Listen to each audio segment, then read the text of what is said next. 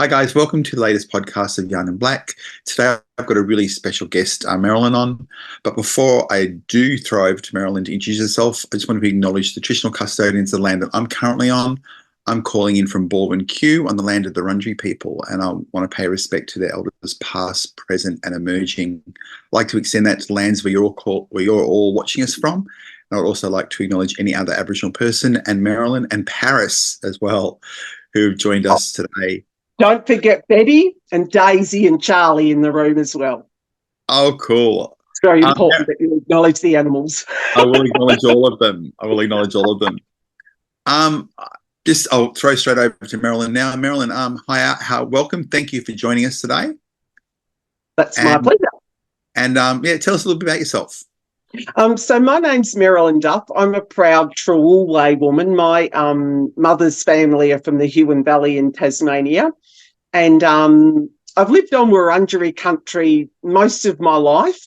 The two times I wasn't on Wurundjeri country was when I lived in New Zealand for almost a year in my early 20s. And I also have spent quite a lot of time in Fiji. My parents lived and worked there, and I was also married to a Fijian, and I spent quite a bit of time there and still have family there and so on. So, yes, but I've lived a lot of time, most of my life in the Yarra Valley and the Dandenong Ranges. I'm in Fir Tree Gully now, and I just love I think I'm a river woman, and love the forest and all of that sort of part of the country. Mind you, if someone gave me a beachside apartment tomorrow, I wouldn't knock it back. And what else can I say about myself? I've worked in the health and community sector for probably about 35 years, which is a miracle because I am only 19. Yeah, yes. I was going to say you couldn't possibly be. No, that's right. It's been an interesting journey for me, and I think what really sort of got me started on this track of wanting to work with people was that my mother, having grown up in the church, my mum started what she called, I think, a special needs sort of a support group for people that felt like they didn't fit in anywhere. And that was in the 1970s. So, and I was a little tacker then. But I remember going along to this group and Mum sort of always talking to us about how we must always accept people as they are. And that group of people at the time, looking back now and reflecting, I think were probably people with quite complex mental health and disability. I remember there was a woman who was a real inspiration to me, and she was a woman who'd grown up and lived in the Dandenong Ranges all of her life, and she had 4 children, each with really profound disabilities. 2 were deaf, 1 was blind and deaf, and another son of hers at that stage lived in an institution because he also had not only sensory disabilities but a physical disability. And I remember her coming along. She was blind in one eye herself because her sister had accidentally stabbed her in the eye as a child, pardon the graphic details, and their house had burnt down in Ash Wednesday bushfires, so her husband left her because he couldn't cope. And I remember thinking, as women and as an Aboriginal woman, it's my responsibility to be there for people, to stand up for justice and for fairness and for culture and for community. So they're the things that sort of inspire me every day, because that was the sort of work that was quite unusual and not at all in keeping with the times when my mum was sort of doing that sort of work with people. Because, I remember back, my dad was an alcoholic, and they, a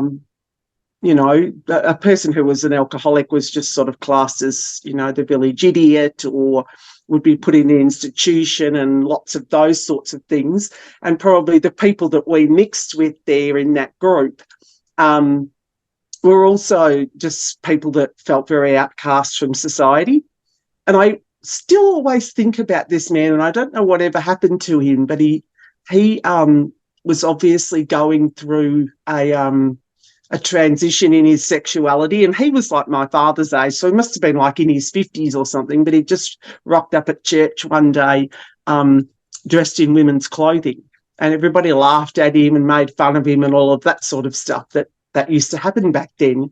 And yeah, they're the things that really motivate me to want to work with people. And the more I've grown and learnt about culture and I suppose discovered my skills in leadership and facilitation, I really like to use those things to show that we are a strong community and a strong culture, and that there's lots of Aboriginal people on this land. So often people say to me, "Oh, I didn't know there was any Aboriginal people around here. I haven't seen one." And of course, I often say, "Well, what does an Aboriginal person look like?" And they're a bit stumped, because we don't have our spears and our laps and our possum skin cloaks on all the time. So people seem to think that there's a particular stereotypical way that an Aboriginal person is going to look, but clearly we know that that's just a fallacy. Yeah. You talked about leadership just then. What makes a good Aboriginal leader? I think in order to be a good leader, and I'm thinking of the leaders that I know in the community, is having worked and sort of done your due diligence, I suppose, with regards to being a good mentor, being a good learner, if that makes sense. So, having been willing to sit alongside elders and other leaders to learn from them, I think that's really important. And when I think of the elders that have inspired and mentored me, they're mostly women, and I really have drawn a lot of strength from the strong women around me. So yes, a good leader, I think, is someone who's willing to be mentored, willing to be moulded and shaped, and wouldn't ask people to do anything that they wouldn't do themselves. And I think for myself, being a good leader has been about really doing a lot of work on myself with regards to trauma, with regards to mental health, and probably a lot of work around emotional intelligence and being able to really connect and build a rapport with people. There's lots of people that can manage, but leadership is a different thing to me. And leading in the Aboriginal community is also about understanding culture, being able to know when to shut up and listen to elders as well, and people more senior than you. So, yeah, and it's about understanding the importance of community and how, life as an Aboriginal person and all the things that we've been through as a broader community, as families, as tribes and clans, as individuals, that, it's not always easy to lead in that space, because sometimes you're working with staff or clients, consumers, community members who haven't yet been able to sort of work through their own trauma, and there can be a lot of complexities in that space. But I think being able to understand that in the Aboriginal community and being trauma-informed is really so important. Yeah. Do you think that health professionals are starting to get trained in trauma-informed practice when working with Aboriginal people?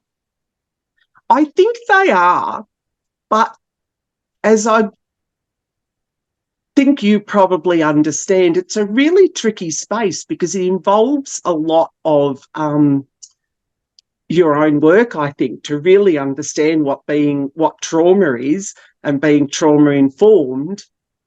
In order to actually be really effective in that space, it requires people to actually really reflect and look inside themselves.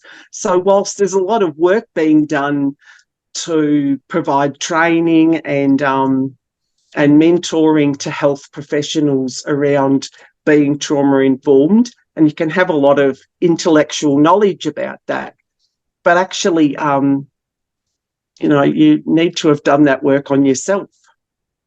And actually, that's my understanding anyway. The more I've worked on myself, the more I've found that I can be trauma-informed. But I just think it is really tricky. Obviously, things have really progressed. When I look back over the past 20 years and look at the different things that I've seen and been part of, and having worked at some of the largest health organisations in Victoria, certainly in the eastern suburbs, I have seen that there's been a lot of work in trying to progress understanding of trauma-informed work. But, people get quite challenged when you ask them about how they do that, because it's a heart-centered sort of piece of work that you're trying to get your head around, and unless you're actually able to do that personally.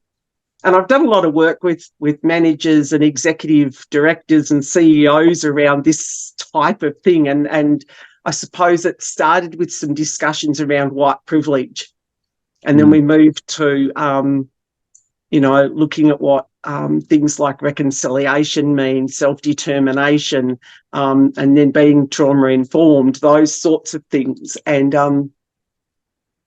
I just see it as a really challenging piece of work that's probably never going to be achieved. But I do see that there has been some progress. But then I also sense myself sometimes, because I access the health system myself regularly, and I not that long ago had a really harrowing experience with a female gynecologist that I saw that was recommended for me through a Aboriginal service, and one of the questions she said to me was, "How much Aboriginal are you?" And then when I tried to challenge her about that, saying that I felt that was quite an inappropriate and, racist type of question, she said to me, "Well, I've worked up north and you can't call me racist." So, I then had to go into this discussion with her about the fact that it doesn't matter where you've worked. We're just as Aboriginal down here as they are up north. It's just that we have different cultures and clan systems and different cultural practices. It doesn't mean you can be disrespectful to us. Sometimes I get really shocked at the inability of people that should be trauma-informed and should be able to display the appropriate ways of interacting. And other times I do feel like we've progressed a lot. So it's just one of those things, I think. You'd mentioned reconciliation. What does reconciliation mean to you? Look, I always think of the fact that in order to reconcile with someone or something or a group of people, you need to have been reconciled to begin with and then become unreconciled in order to be reconciled, if you know what I mean. Yeah. So, look, I feel like it's something that it's a word that is bandied around a lot, but I certainly feel like we've lost track of what that means for Aboriginal people, and the broader community, I don't think, really understand what that means anymore, because we've tried, as recently as the referendum, to be heard, and the Australian community have said no to the voice. So to me and to a lot of the people, Aboriginal people around me, family and friends, that feels like the end of reconciliation. And I know for a lot of people in the community, there's a great movement of people in the hills and the valley near me that are great allies of the Aboriginal community and really want to work towards reconciliation. But we also sometimes have to realise that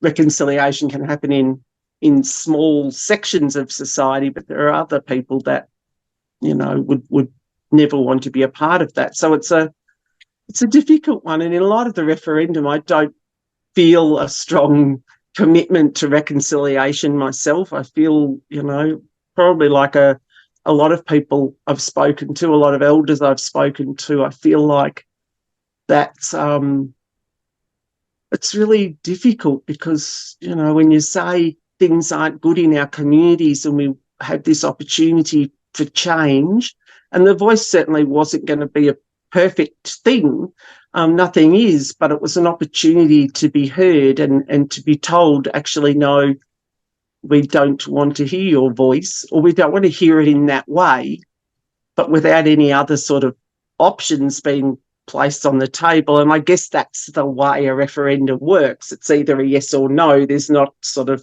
much else up for discussion. So having said all of that, I feel like reconciliation is just a word now with not a lot of meaning, sadly.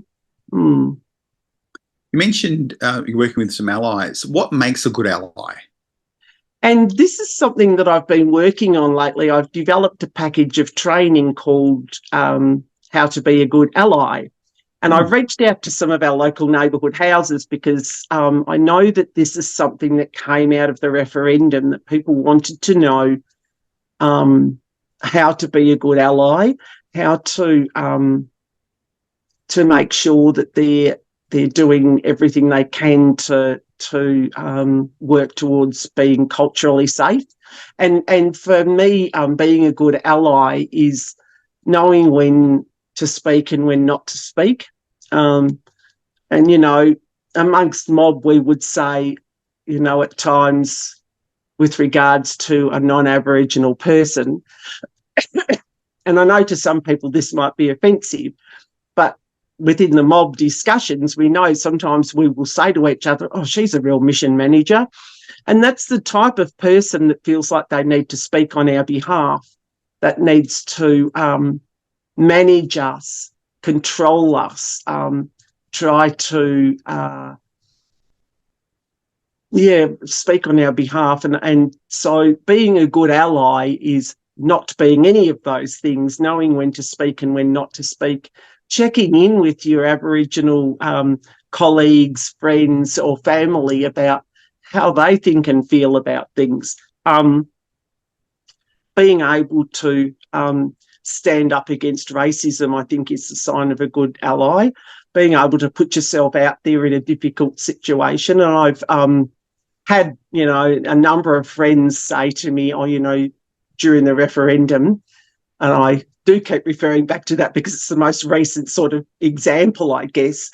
But actually, I was working with an NDIS group last week where I was giving them some cultural education, I suppose, talking to them about, how to be a good ally. And they were all non-Aboriginal young people who had autism and intellectual disabilities in some cases, I think, and lots of issues with their mental health. And I was talking to them about how to be a good ally.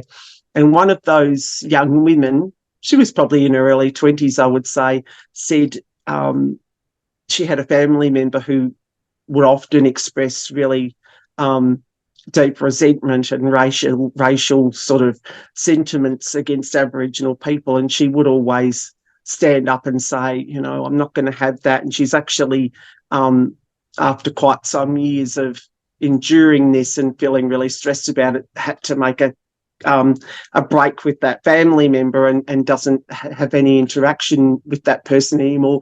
And she was really proud to be able to tell me that that was what she did because she believed so strongly that Aboriginal people deserve to be respected and that our cultures and communities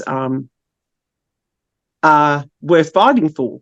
So I think being able to be a strong ally is about, being willing to be the odd one out when it comes to not going along with racial stereotypes and racism, being able to just sit back and listen and learn and be willing to help out and support where you can. And I do a reasonable amount of work down at the one of the gathering places in the southern region, and there's some wonderful volunteers who, one gentleman I often think of, and he must be in his 80s, I would say, and he's just the most beautiful soul who listens and always wants to learn. I was painting ochre at on everybody's face at a recent community event, and a lot of the older people and even a lot of the elders said, "Oh, no, not for me today."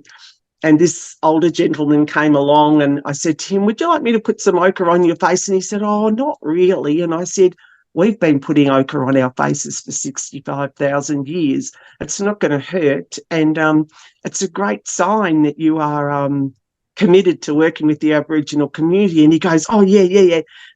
Put it all over my face." So he spent the rest of the day with ochre all over his face. And I thought, what a beautiful way of saying, I am actually really committed to this work and I don't mind being smeared with ochre, because that was his way of saying, yeah, this is something really important to me. And he has this humility about him, and not everybody's particularly humble. That I'm not saying that humility makes a good ally necessarily, but that ability to know when to talk and when not to is really important, I think, because as you would know, it's often the case where people run off at the mouth, and that's where becoming a good ally sometimes causes a bit of a trip up for people, because they think they know what we want or what's appropriate, but they actually need.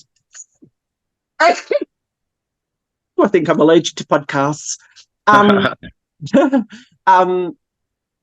Yeah, that's what. I can't remember what I was saying now after sneezing. Bless me.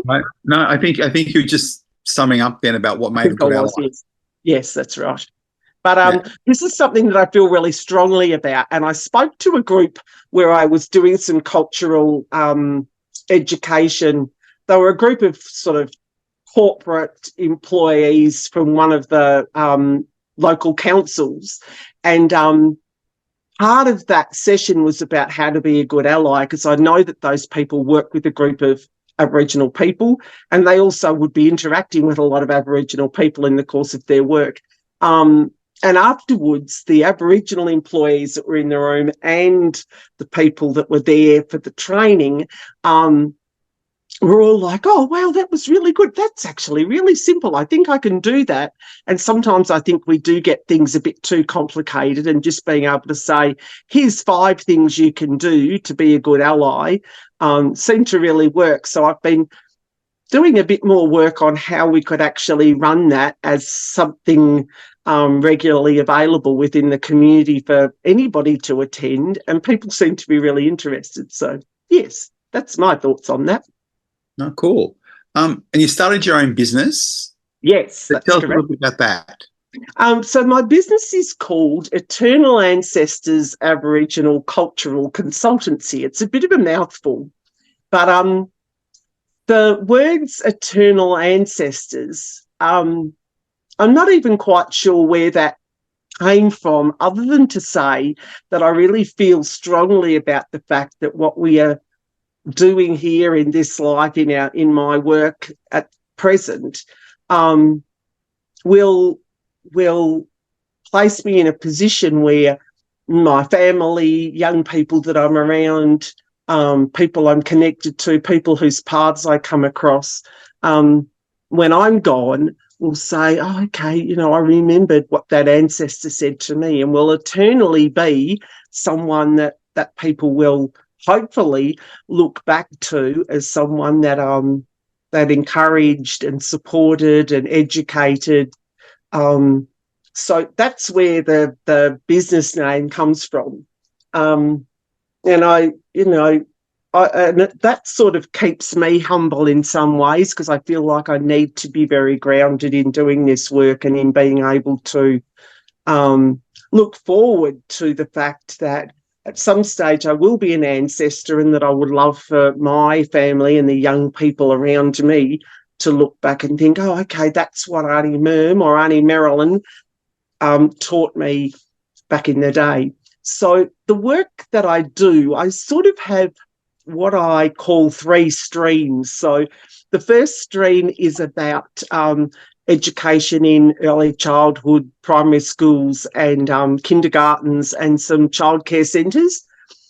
I did launch out into a high school accidentally at one stage, but I just don't feel like that is my space so much. I've done lots of work with young people, but I feel like I connect with children really well, and that's my thing, because I have a lot of sort of resources, lots of songs and lots of activities that I do with sort of primary school and kinder aged kids.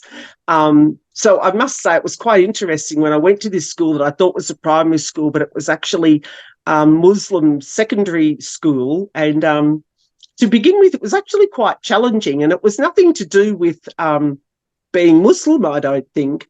It was really just to do with sort of the age group. I think they were sort of year 9, year 10, a lot of boys who were being very macho, and so I sort of did give them a bit of a read them a riot act about, I'm sure within their cultures they would expect respect, and that I expected the same. And what I started to realise was that they're actually more interested in what was going on in the news and the media for Aboriginal people at the time, rather than so much talking about a lot of cultural stuff, which I thought they would have been interested in. But we ended up talking about the referendum, and they had lots of questions, and that was interesting. But a lot of the work I do in schools is around, I've put together a couple of different packages. One of them is an Aboriginal art workshop that I do, and I teach the children about the different sort of art styles from around the country. I sort of set up an art exhibition with about 30 different art pieces, and talk to them about the different styles from around the country. We watch a video about some of the cave art in different parts of the country and what that means, and then they each get a sheet with some symbols on it, and then I give them a demonstration of how I start to do a painting.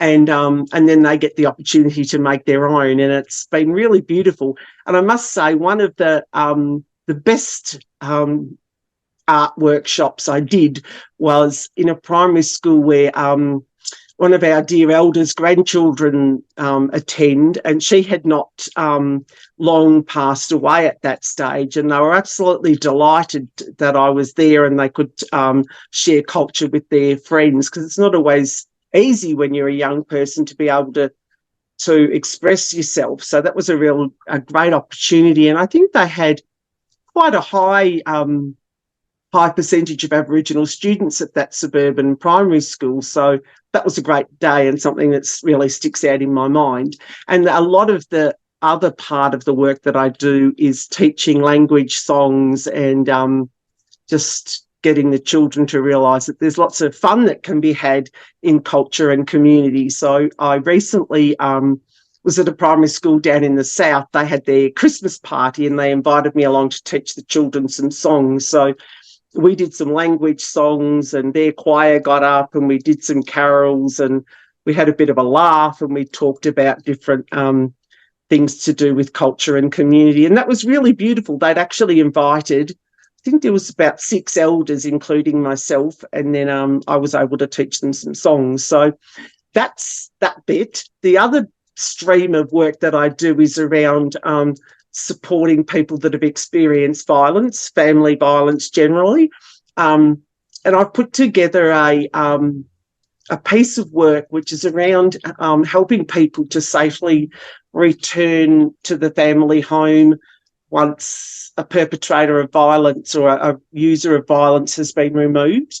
And doing a smoking and a bit of a ceremony around starting afresh and creating a possum skin cloak with a new story on it, and helping people to move forward in some of those really tricky situations they find themselves in. And often over the many years I've worked with people that have complex needs, often these situations are just sort of, okay, well, so-and-so's gone now, you just go back home and get on with your life as it is. But we have culture and ceremony for a reason. So, I think that that's been really important, and there's been a lot of support from Aboriginal organisations around that work. And the other group that I've started to use that with are families that have had children removed and have gone through a reconciliation, and the children returning home is creating a cultural ceremony for those families. And I think that's been really important for the parents to feel like they are starting afresh, and for the children to feel like they're connected and grounded and connected with parents and family, but also connected to culture and community. And the other piece is around working with organisations that either have Aboriginal staff or an Aboriginal client group, so that, we talk a lot about cultural safety. Sometimes there's, providing sort of cultural supervision. They might provide an example of something that's happened in the workplace, and then we can sort of flesh out, well, what could some of the solutions be, using a trauma-informed lens, using some cultural safety tools and ideas, and sometimes it's as simple as, we have a Aboriginal employee that has just started, and they're a casual staff member, and they don't get an awful lot of hours. And then when I ask, so how many Aboriginal employees do you have? Oh, just the one. How many casual employees do you have? Oh, just the one. And then it sort of turns to a conversation of, well, how do you think that person might feel being the only Aboriginal person, and the only Aboriginal person that hasn't got a permanent position with your organisation? That may just be because the person doesn't want to be permanent, but it may also be some, what's the word? I've lost it. Some, sort of underlying issues around white privilege, around racial stereotyping and those sorts of things. So it's important, I've found, to be able to have some of those really honest conversations with people, to get them to start to understand why they have made particular decisions in relation to clients or staff. And it's not often cut and dried, but being able to help people to have some reflective practice around the work that they do is really important. And I think I've had really good feedback from that, working with some quite large organisations that work consistently with our orgs in the east and the south, southern regions. So, yeah, they're the sort of three streams of things that I do. But there's probably a fourth stream, and that is around events. I've been involved in lots of different events. There's been some women's events, there's been some family days, and I've done some work out at the Royal Melbourne Zoo in NAIDOC Week, and a number of different sort of large venues where they've wanted some different activities for children, and face painting. Out at Healesville Sanctuary, I did face painting as well. So, and that's not just about the face painting, but having conversations with family and friends who are coming along, and lots of opportunities for making connections and helping people to realise that there's not just a stereotypical idea of what an Aboriginal person is, but here's a very tall woman that doesn't fit the stereotype, but is strong in culture and strong in community, and people seem to connect with that and really want to learn more. And I like that, you know, particularly when you've got kids involved, they really influence their families, particularly their parents, about what they want to learn. So I always give long answers, but I think that's it. No, that's beautiful. You're also a singer and part of the Mullum Choir as well. Well, I was part of the Yangali Mullum Singers when they started, which is just on 10 years ago. Okay. But I have sort of come and gone, and at the moment I'm not part of the group, but I always feel like I'm part of it. I spent some time with Aunty Irene Norman last weekend. Myself and Steve Beebe, who I used to work with, we brought together a weaving weekend, and Aunty Irene was leading that. So we were reflecting on a lot of the things that have happened over the years with the Yangali Mullum Singers and the trips we'd been on and the places we'd sung. We'd been up, you know, sort of a lot of the regional areas of Victoria, Geelong, Ballarat, Swan Hill, up to Echuca and around to a number of those places, and performed mostly for community and at some sort of events where hospitals were being opened and different things like that. But it's lovely to hear language songs being sung and the songs that have been written by our elders. You know, and I think of Aunty Daphne Millward, for instance, who had written some of the songs, and Aunty Irene Norman herself. And the workshops we did with Kutcher Edwards, you know, really exciting work. And I'm pleased to see that, you know, the group continue today. They don't like to be called a choir. They are the singers. Singers. Yes, the Yangali Mullum Singers, yes. But, you know, I really admire their commitment. They practice every single Monday without fail, and if you ever try to interfere with singing practice on a Monday, heaven help you. But I do love to sing, and I don't sort of fancy myself as any sort of professional singer, but what I do love is to just get my clapsticks out and sing to children, teach songs. I taught myself a lot of language songs that I've heard from different places, and I love to get the opportunity to do some yarning and some singing. And I've had a couple of opportunities lately. During International Women's Week this year, I was part of a concert up at Healesville called Writers and Rhythm.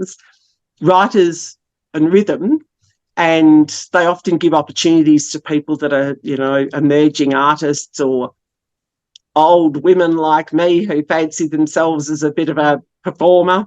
But and I joke, but, you know, it was a lovely opportunity. I had my possum skin cloak and some different artefacts with me, and I talked a lot about my experiences of being an Aboriginal woman.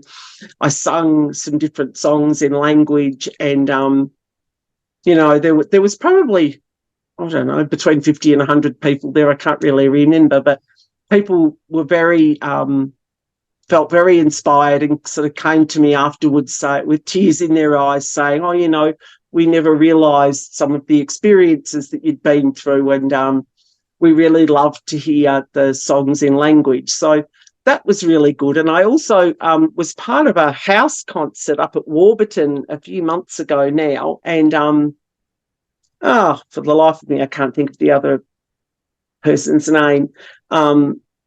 His first name's Brett, but I can't think of it. He's a fantastic singer anyway. But it was sort of he and I on the flyer.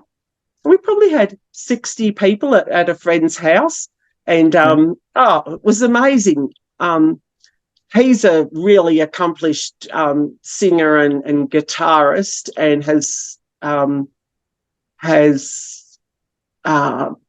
put out a couple of albums now, perhaps 3, I think. And I sang a couple of simple songs, but I also did some spoken word and poetry and just told some stories. And people often say to me, oh, I could listen to you for hours. And sometimes I wonder whether they're just saying that to make me feel good. because I'm not sure that my family think the same thing. But you know, I think people love to hear stories and honest sort of accounts of people's life and experiences. So yeah, that's a bit about that. And I've also been I do quite a lot of painting these days, which is really exciting for me. I go through phases. I'm not sure what type of neurodivergence it is. I definitely have ADHD, but I get quite sort of obsessed with particular shapes. At the moment, everything I'm painting is round. But I did go through a stage where everything I painted or drew had to be on something square. I'm not really fond of an oblong or a triangle or anything like that. I don't know why, but you know, we have these things. But I do really enjoy that, and I find that you know, sometimes there's a need to be able to express yourself in some way other than words, because sometimes I probably do over talk things. So for instance, after the result of the referendum, the first thing I did was do a painting, and I hadn't even really thought about it at the time, but upon reflection, the painting actually was a story about feelings and emotions around the result of the referendum. So there's lots of great therapy in that, and it's great to be able to share that with other people. So I've sold a few pieces lately, and it's never my intention to paint to sell things. It's just because I really enjoy it. But sometimes people connect with a particular piece, and that's great. So yeah, I'm generally just a pretty creative person and never really stop wanting to do something. And the most exciting thing is I did the weaving workshop last weekend, which is the beginning of a project we're sort of going to be working on as a group of women, but I've really got the knack of weaving, so that's my current obsession. Weaving in circles. Weaving in circles. Weaving in circles. Weaving in circles at the moment. But then I got really flummoxed the other day. I met an elder that I hadn't seen in a long time, and she's a really accomplished weaver, and we were talking about our weaving projects and stuff, and she said to me, someone told me that back, you know, hundreds, maybe thousands of years ago, there were really accomplished weavers in Victoria that only wove squares, and she's trying to bring back this particular style of weaving in squares. And I thought, oh gosh, what am I going to do? How's this going to work? Weaving square baskets in a traditional manner. So now we need to find out who it was that did it and where it was. And so if anybody knows about the traditions of weaving squares, we need to know. We do. We've got a couple of other questions left. One of them is that you've been working in a number of gathering places, and what a lot of people don't realise is that gathering places are often established for lost souls to reconnect. Yeah. When someone is trying to connect to culture and they don't know where to start, where would you suggest would be a great starting point for people? Well, I've had lots of examples of this, and I think usually for me it's either young people or women primarily, and usually for women it's around just connecting at the gathering place with the women's group. And to my understanding, all of the gathering places I can think of have a women's group. And, you know, I think that sense of cultural safety is really important. And that's what I always try to create in the groups that I facilitate. And I currently run some women's groups in the southern region. And I think that's the greatest sort of accomplishment that I always reflect on, is being able to create that safe space. And often I've been called in to do that piece of work because the safe space has sort of been, you know, perhaps it's been broken a bit by some conflict, some people leaving, some changes in management arrangements, funding, and all of those sorts of things that happen in organisations. So I think that that allowing people into that sort of space to feel the feel the sacredness of being with other people, other Aboriginal people, is important. And often people then want to say, I need to find out how to trace my family. That's often a conversation that people want to have as well. And so, I give them a list of ideas that I have and people that I know, and obviously the link-up service is a big part of that. But also people want to be able to often just have someone to discuss that with as they start that journey, because it's often really tricky.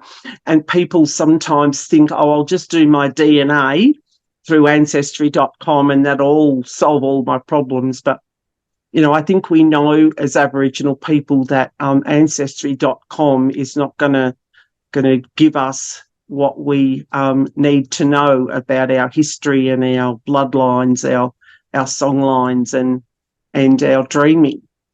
So, helping people to make those connections and find safe people to be able to discuss their family history with is important. And sometimes it's around, having some really good cultural connection to start some counselling to talk about family traumas and different things that have happened.